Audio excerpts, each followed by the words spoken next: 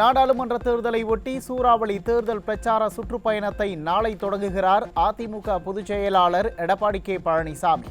திருச்சி வண்ணாங்கோவிலில் நடைபெறும் பிரம்மாண்ட பொதுக்கூட்டத்தில் அதிமுக மற்றும் கூட்டணி கட்சி வேட்பாளர்கள் 40 பேர் அறிமுகம். சேலம் மாவட்டம் ஓமலூரில் அதிமுக நிர்வாகிகளுடன் பொதுச் செயலாளர் எடப்பாடி கே பழனிசாமி ஆலோசனை. சேலம் மக்களவை தொகுதி வேட்பாளர் விக்னேஷை அறிமுகம் செய்து வைத்தார்.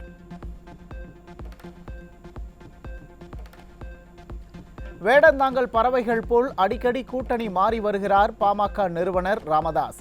அதிமுக பொதுச் செயலாளர் எடப்பாடி கே பழனிசாமி விமர்சனம். அவரு வேடந்தாங்கல் பறவை மாதிரி அடிக்கடி கூட்டணி மாத்திட்டு இருக்காரு.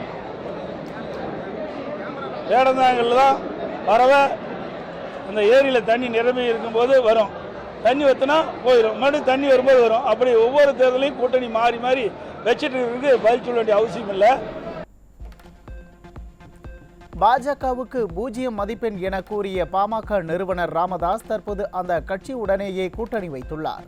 அதிமுக பொதுச் செயலாளர் எடப்பாடி கே பழனிசாமி விமர்சனம். பெரியவர் ராமதாஸ் அவர்கள் ஒரு பேட்டியில் கொடுக்கும்போது பாரதிய ஜனதா கட்சிக்கு எவ்வளவு மார்க் கொடுக்குன்னு சொன்னார். 0 கொடுப்போம்னாரு. அந்த கட்சியில் போய் இணைஞ்சு அவருடைய வேட்பாளர் வெற்றி பெற சொல்றாரு. ஒவ்வொரு தேர்தலையும் ஒவ்வொரு கட்சி ஆதரிக்கிற கட்சி தான் பாட்டாளி மக்கள் கட்சி. கூட்டணியை நம்பி அதிமுக இல்லை என கழக பொதுச் செயலாளர் எடப்பாடி கே பழனிசாமி விளக்கம். வந்தால் வரவேற்போம், இல்லை என்றால் தனித்து களமிறங்குவோம் என பேட்டி. அதிமுகவை பொறுத்தவரைக்கும் கூட்டணியை நம்பி அல்ல, கூட்டணி கட்சிகள் வந்தா வரவேற்போம். அதே நேரத்தில் கூட்டணி கட்சி வரலாலும் எங்களுடைய சொந்த பலத்தில் நிறைய திட்டங்களை நாட்டு மக்களுக்கு செஞ்சிருக்கிறோம். 50 ஆண்டு காலத்துக்கு மேலாக என்னுடைய கட்சி துவங்கப்பட்டு பொன்விழா கண்ட கட்சி, 30 ஆண்டு காலம் ஆட்சி புரிந்த கட்சி. அதிமுக ஆட்சி காலத்தில் தான் தமிழ்நாடு ஏற்றம் பெற்றது, உயர்ந்த நிலைக்கு வந்தது. இந்தியாவிலேயே இன்னைக்கு முதன்மை மாநிலமாக விளங்குவதற்கு அடித்தளம் வழங்கியது அதிமுக கட்சி. அதனால் அதிமுக அரசாங்கம், அதனால கூட்டணி நம்பி தான் நாங்கள் கட்சி நடத்தல. தமிழ்நாட்டில் உள்ள 5 சுங்கச்சாவடிகளின் கட்டணத்தை தேசிய நெடுஞ்சாலை ஆணையம் உயர்த்தியதற்கு எதிர்ப்பு. கழக பொதுச் செயலாளர் எடப்பாடி கே பழனிசாமி கண்டனம்.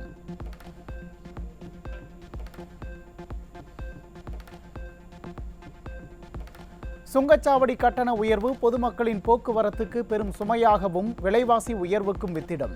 சுங்கச்சாவடி கட்டண உயர்வை உடனடியாக திரும்ப பெற கழக பொதுச் செயலாளர் எடப்பாடி கே பழனிசாமி வலியுறுத்தல். கோவை, பொள்ளாச்சி, நீலகிரி தொகுதி அதிமுக வெற்றி வேட்பாளர்கள் அறிமுகம். கழக நிர்வாகிகளுக்கு அறிமுகம் செய்து வைத்தார் முன்னாள் அமைச்சர் SP வேலுமணி.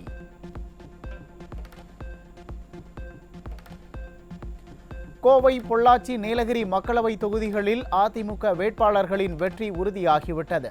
களத்தில் எத்தனை வேட்பாளர்கள் வந்தாலும் அதிமுகவுக்கு மக்கள் தொடர்ந்து ஆதரவு தருவார்கள் என முன்னாள் அமைச்சர் SP வேலுமணி உறுதி.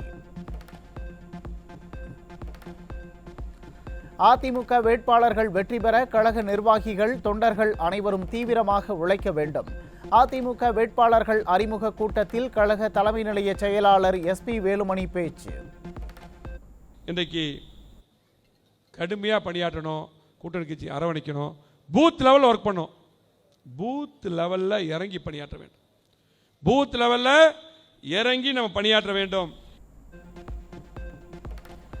பாஜகவுக்கு 4% வாக்குகள் மட்டுமே உள்ளதாக அதிமுக தலைமை நிலைய செயலாளர் SP வேலுமணி விமர்சனம். 4% வாக்குகளை கொண்டு அண்ணாமலையால் வெற்றி பெற முடியுமா என கேள்வி. பாரதிய ஜனதா கட்சி உங்களுக்கு தெரியும் என்ன பர்சன்டேஜ் ஓட்டு இருக்குது. அவங்களுக்கு 4% ஓட்டு இருக்குது. போட்டுங்க, ஒரு 6% கூட போட்டுங்க, 10% இல்லையா? 10% ஓட்டு வாங்கினா ஜெயிச்சிட முடியுமா? ஜெயிக்க முடியுமா? அதிமுக எப்பேற்பட்ட கட்சி, எப்பேற்பட்ட கட்சி?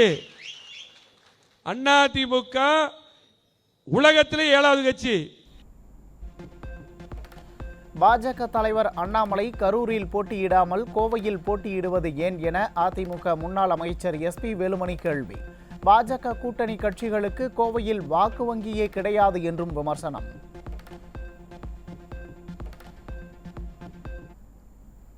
அண்ணாமலை அவர் கரூரில் ஏன் நிற்கல, கரூரில் போனவர் நின்னார், நம்ம கூட்டணியில் நின்னார். இன்னைக்கு கரூரில் நிற்காம கோயம்புத்தூர் நிற்கிறார். கரூர் சொந்தூர், கோயம்புத்தூர் நிற்கிறார். சரி, பாரதிய ஜனதா கட்சி பொறுத்தளவுக்கு உங்களுக்கு எல்லாம் தெரியும். பாரதிய ஜனதா கட்சி நிறைய பேர் பார்த்தீங்கன்னா நிறைய சோசியல் மீடியா அதெல்லாம் பார்த்துட்டு இன்னைக்கு வேற மாதிரி ஒரு சூழ்நிலை. போட்டி திமுக தான், அதெல்லாம் மாட்டுக்கருத்தில் எல்லாம் நல்லா விவரமானவர்களுக்கு தெரியும். கோவை மக்களவை தொகுதியில் அதிமுக திமுக இடையே மட்டுமே போட்டி. வேட்பாளர்கள் அறிமுக கூட்டத்தில் முன்னாள் அமைச்சர் SP வேலுமணி பேச்சு. ஒரு கொள்கை இல்லாதவங்க, அதே விசுவாசம் இல்லாதவங்க. ஆகவே இன்னைக்கு திமுக அதிமுக போட்டி, அதுல வேட்பாளர் அங்க ஒன்றும் இல்லை, டம்மி இல்லையா? கோவையில் திமுக சார்பில் போட்டியிட வேட்பாளரே இல்லை. முன்னாள் அமைச்சர் SP வேலுமணி விமர்சனம். திமுக இங்க கோயம்புத்தூர் ஆளை இல்லை போல் இருக்கு, அதான் சூழ்நிலை போல் இருக்குல்ல.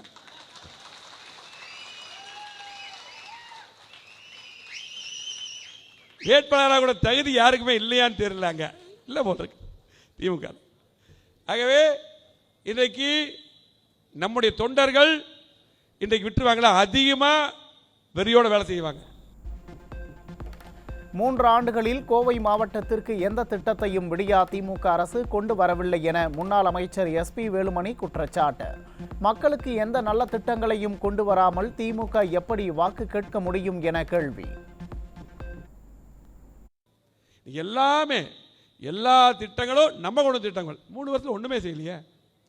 எதுவுமே செய்யாம எந்த தைரியத்தை திமுக ஓட்டு கேட்டு வர்றாங்க. நம்முடைய தொண்டர்கள், நம்முடைய அத்தனை பேர் கூட்டணி சேர்ந்தவர்கள் நெஞ்ச நிமித்திட்டு காலர் தூக்கிட்டு ஓட்டு கேட்கிற உரிமை நமக்கு மட்டும்தான் இருக்குது. மற்ற கட்சிகள் தகுதியே கிடையாது, ஓட்டுகிற தகுதியே இல்லை. ஆரணி மக்களவை தொகுதியில் அதிமுக நிர்வாகிகள் ஆலோசனை கூட்டம். தேர்தல் பணிகளை தீவிரமாக மேற்கொள்ள கழகத்தினருக்கு அதிமுக MP CV சண்முகம் அறிவுறுத்தல். மத்திய அரசும் விடியா திமுகவும் அதிகார திமிரில் ஆட்சி நடத்தி வருகிறது. முன்னாள் அமைச்சர் CV சண்முகம் விமர்சனம்.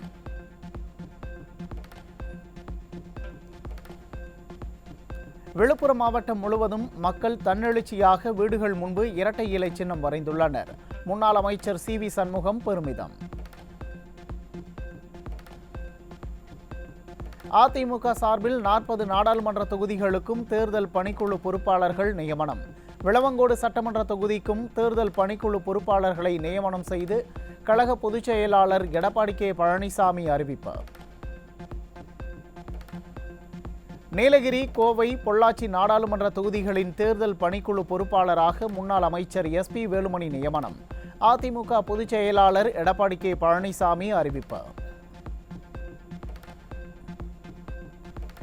நாமக்கல், பெரம்பலூர் நாடாளுமன்ற தொகுதிகளின் தேர்தல் பணிக்குழு பொறுப்பாளராக முன்னாள் அமைச்சர் தங்கமணி நியமனம். அதிமுக பொதுச் செயலாளர் எடப்பாடி K பழனிசாமி அறிவிப்பு. பொறியியல் துறையில் பல்வேறு கண்டுபிடிப்புகளை நிகழ்த்திய இந்தியாவின் எடிசன் என்று போற்றப்படும் GT நாயுடுவின் பிறந்த நாள் இன்று. GT நாயுடுவின் புகழை போற்றி வணங்குவதாக கழக பொதுச் செயலாளர் எடப்பாடி K பழனிசாமி தெரிவித்துள்ளார். கஞ்சா விற்றவர்களை பற்றி காவல்துறையினரிடம் புகார் அளித்த மருது சேனை அமைப்பின் தலைவர் ஆதி நாராயணன் கைது. விடிய அரசின் காவல்துறைக்கு அதிமுக பொதுச் செயலாளர் கடும் கண்டனம். நாடாளுமன்ற தேர்தலை ஒட்டி அதிமுக பொதுச் செயலாளர் எடப்பாடி K பழனிசாமியின் தேர்தல் பிரச்சார சூறாவளி சுற்றுப்பயண திட்டத்தில் மாற்றம்.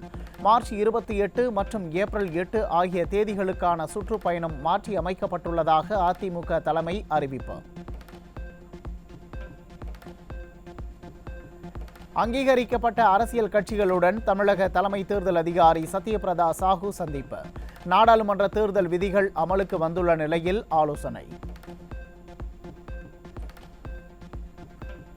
சிதம்பரம் அருகே வீட்டிற்கு முன்பு இரட்டை இலை சின்னம் வரைய ஆர்வம் காட்டும் பெண்கள். பல்வேறு திட்டங்களை கொண்டு வந்து பெண்களுக்கு பாதுகாப்பு கொடுத்தது அதிமுக ஆட்சிதான் என பெருமிதம். கண்ணுமணி, சின்னமணி, முத்துமணி, தங்கமணி போடு போடு வெள்ளிமணி ஓசை என வெற்றி மணி ஓசை வரும் போடு போடு இரட்டையில் எவன் எதிர்த்தால் என்ன, எவன் போனால் என்ன, இரட்டை இலையே வெற்றி பெறும். நாமக்கல் மாவட்டம் ராசிபுரம் அருகே 6 கோடி ரூபாய் மதிப்பிலான 29 கிலோ தங்க நகைகள் பறிமுதல். உரிய ஆவணங்களின்றி எடுத்துச் செல்லப்பட்டதால் தேர்தல் பறக்கும் படையினர் நடவடிக்கை. புதுச்சேரியில் ஏடிஎம்மில் பணம் நிரப்பும் வாகனத்தில் கொண்டு செல்லப்பட்ட 3 கோடி ரூபாய் பறிமுதல். உரிய ஆவணங்களின்றி எடுத்து சென்றதால் தேர்தல் பறக்கும் படை அதிகாரிகள் நடவடிக்கை. தமிழகத்தில் உள்ள 5 சுங்கச்சாவடிகளில் கட்டணம் உயர்வு ஏப்ரல் 1ஆம் தேதி முதல் அமலுக்கு வருகிறது. திருச்சியில் 9 வயது சிறுமிக்கு பாலியல் தொல்லை. ஒருவர் கைது செய்யப்பட்ட நிலையில் எஞ்சிய 2 வரை கைது செய்யாமல் காவல்துறை குற்றவாளிகளுக்கு ஆதரவாக இருப்பதாக உறவினர்கள் குற்றச்சாட்டு. ஏற்காடு அருகே 12 வயது சிறுமிக்கு பாலியல் தொல்லை கொடுத்த நபர் கைது. நிர்வாக திறனற்ற விடிய ஆட்சியில் பெண் குழந்தைகளின் பாதுகாப்பு கேள்விக்குறியாகி உள்ளதாக மக்கள் குற்றச்சாட்டு. சென்னை மதுரவாயிலில் தலைமை காவலர் தாக்கியதில் கால் டாக்ஸி ஓட்டுநர் உயிரிழந்ததாக குற்றச்சாட்டு. தலைமை காவலர் மீது நடவடிக்கை எடுக்க உயிரிழந்தவரின் உறவினர்கள் வலியுறுத்தல்.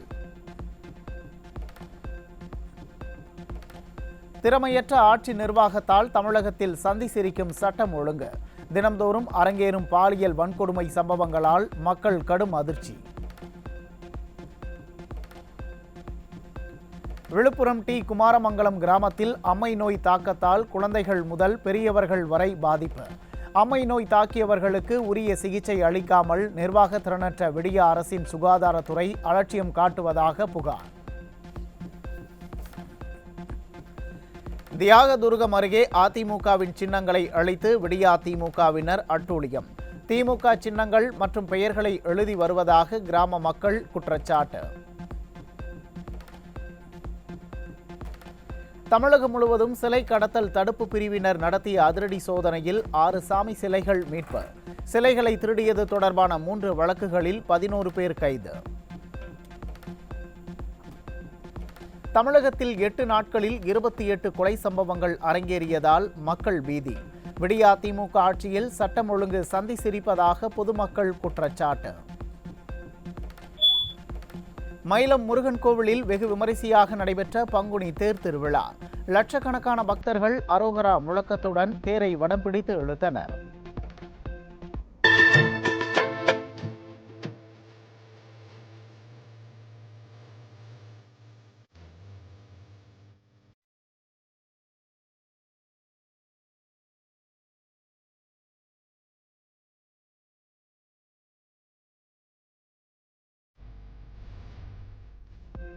தமிழ்நாடு புதுச்சேரியில் 29ஆம் தேதி வரை வறண்ட வானிலையே நிலவும்.